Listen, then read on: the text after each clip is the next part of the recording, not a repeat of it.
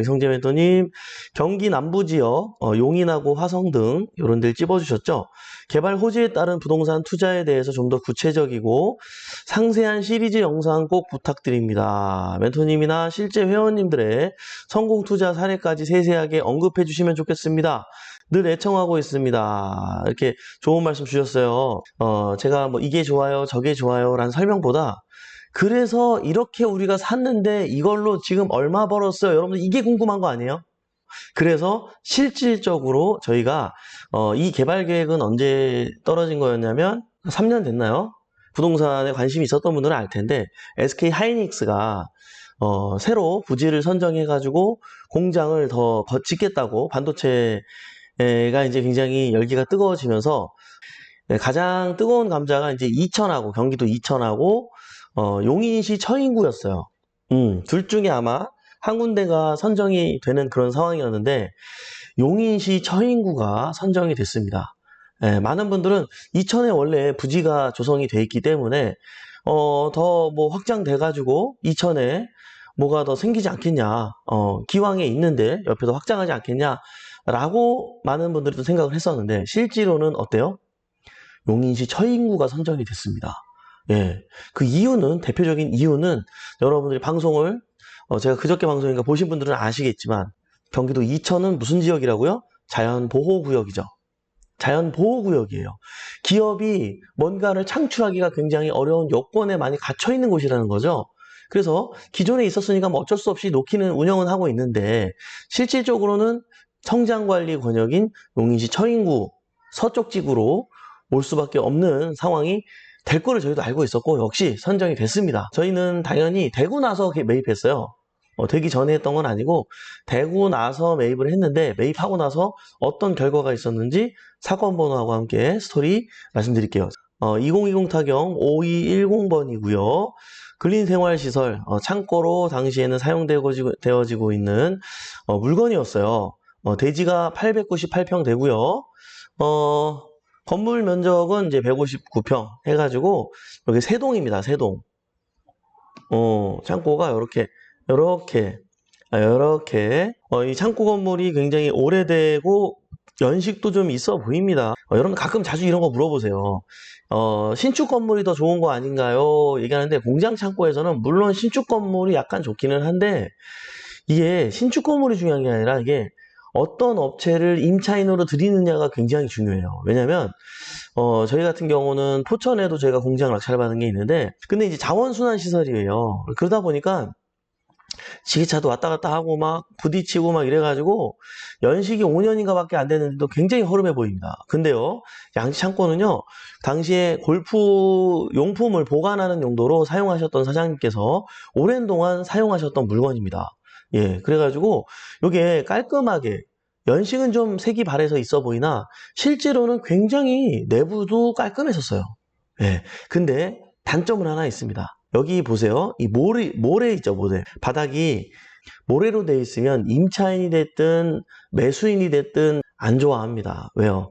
아무래도 뭐 공장이 됐든 창고가 됐든 새 제품을 다루는 곳이잖아요. 그럼 아무리 포장을 했더라도 포장 위에 옮기는 과정에서 먼지가 쌓이는 것을 좋아할 분들은 아무도 없겠죠. 그래서 실제로 여러분들이 이렇게 모래로 되어 있는 것들은 낙찰을 받고 아스콘이라는 걸 깔아야 돼요. 실제로는 원래는 바닥에 먼저 시멘트를 바르고 그 위에 아스콘 공사를 해야 되는데 여러분이 좀 돈을 아끼겠다 그러면 아스콘을 해야겠죠. 근데 좀 시간이 지나면 눌리는 것들도 막 나올 거예요. 네, 폐이고 어쨌든 단타형으로 한다 그러면 여러분 입장에서 아스콘 하는 게 낫고요. 장기용으로 간다, 내가 이거 쓸 거다 그러면 시멘트를 바르고 그 위에 아스콘 공사를 해야 됩니다. 어쨌든 이건 실전 팁으로 말씀을 드리고요. 뭐 이런 물건이었어요. 예, 저희는 아스콘 공사를 다 했죠. 당시에 뭐 단독 낙찰이네 21억에 감정가 20억인데 너무 많이 쓴 거 아니에요? 할 수 있는데 저희는 저희처럼 이렇게 또 알아보는 분들이 들어올 줄 알았어요. 확실하게 가져가려고 이렇게 확실하게 쓴 거거든요. 여기가 어디냐면 또 양지 인터체인지 근처예요. 양지 인터체인지로 나와가지고 자동차로 한 1, 2분 거리에 위치한 곳이란 말이에요. 자, 그러면 용인시 처인구 하이닉스 자리까지는 양지 IC 나와가지고 한 10분 정도? 예, 8분 정도? 그 정도만 가면은 SK 하이닉스 부지가 조성된 곳이란 말이에요. 그죠?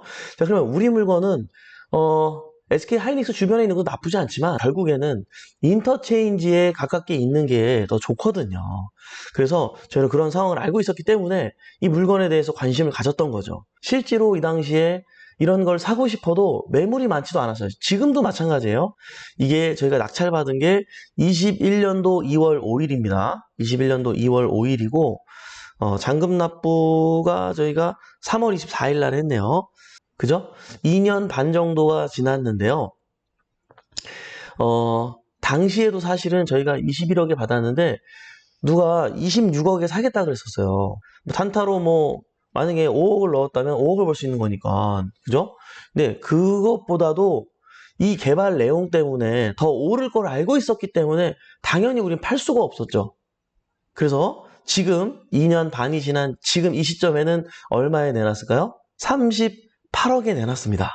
예, 물론 지금 부동산 시장이 특히 이 창고 공장은 거래가 활발한 시장이 아닙니다.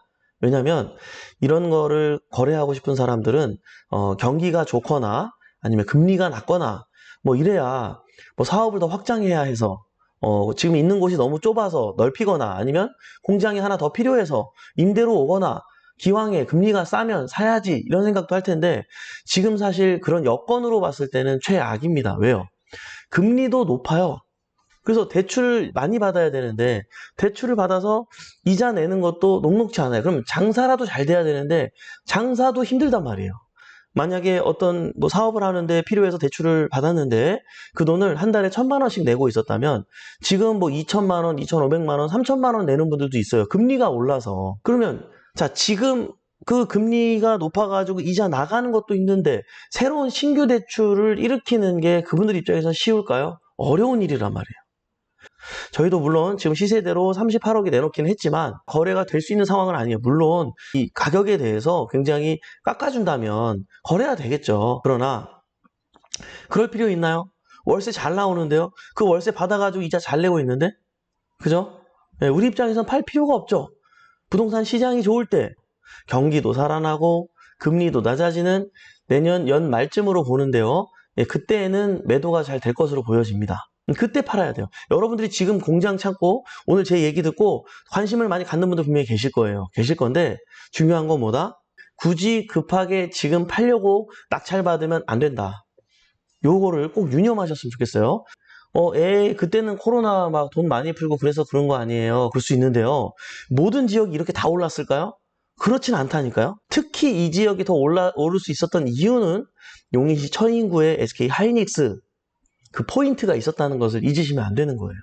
그래서 제가 여러분들한테 이따금씩 다른 시도의 어떤 개발 계획이라든지 수도권 안쪽으로 집중해야 된다. 그런 계획 내용 안에서 많은 기업이, 많은 발표들이 이루어지고 이동되어지고 있기 때문에 여러분들 유념해야 된다는 거죠. 여러분들이 그때그때 바로바로 움직여야 되는데 에휴 이미 개발됐고 오를 만큼 올랐지 지금 사는 거 의미가 있겠어 라고 생각하는데 아니잖아요. 저희는요 이미 발표 이후에 매입한 거예요. 발표 이전에 매입한 게 아니에요. 물론 발표 이전에 매입해뒀으면 더 좋았죠. 그러나 발표 이후에도 움직였더니 확실히 이익을 봤다는 사실을 여러분들이 유념하셨으면 좋겠습니다.